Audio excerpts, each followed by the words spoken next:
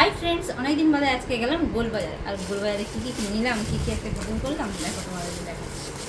প্রথমে নিয়েছি বেটুর জন্য যে আর্টিস্টিক কালারটা ক্যামেলের, আর এই যে আর্ট পেপার।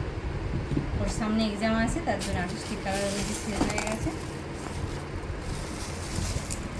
আর তার সঙ্গে নিয়েছি যে দেখো তুলি 000 তুলি।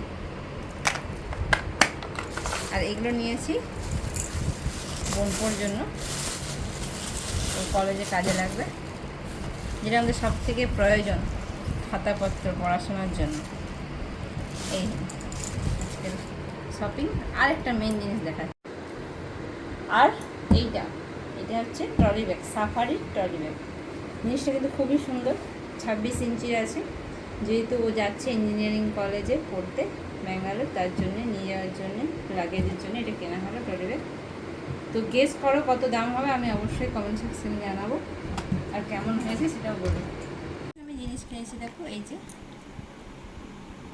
আইলাইনার একটা কিনেছি ব্লু হেভেনের, আর একটা ইলেকট্রিকের কাজল, আরেকটা হচ্ছে নেকলাইনের এই যে লিকুইড লিপস্টিক রেড কালারের। এগুলো কসমেটিক্স, এগুলোকে কিনেছি। Bye, tata.